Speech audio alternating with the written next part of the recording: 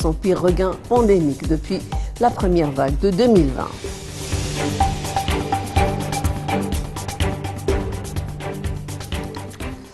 Le journal en détail, le Premier ministre singapourien Lee Hsien Loong a reçu le ministre des Affaires étrangères Sameh Shoukry qui lui a remis un message du président Abdel Fattah al-Sisi sur les relations bilatérales et la coopération conjointe entre les deux pays et les moyens de les relancer.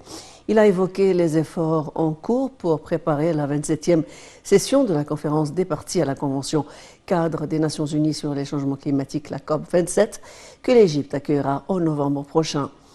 Rappelle que la rencontre a également porté sur l'ensemble des relations bilatérales entre l'Égypte et Singapour, durant laquelle le ministre Shoukry a exprimé l'intérêt qu'attache l'Égypte à continuer d'approfondir et de développer les relations de coopération entre les deux pays dans divers domaines et les moyens de les développer au cours de la période à venir conformément aux aspirations des deux peuples amis et de l'ampleur des intérêts communs entre les deux pays.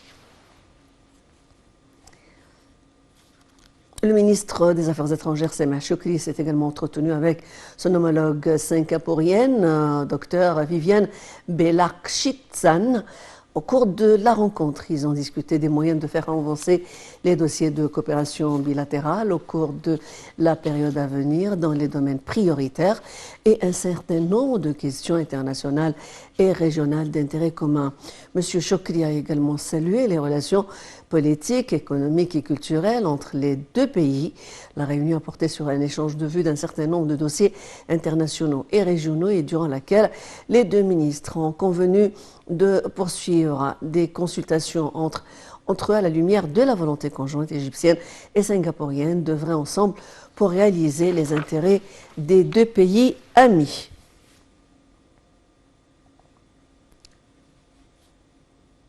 Le chef de l'état-major des forces armées, le général d'armée Osama Askar, s'est entretenu avec le chef d'état-major des forces armées soudanaises, le général de corps d'armée Mohamed Osman Al-Hassan et la délégation l'accompagnant qui sont actuellement en visite en Égypte dans le cadre des activités de la 8e réunion du comité militaire égypto-soudanais tenu au Caire.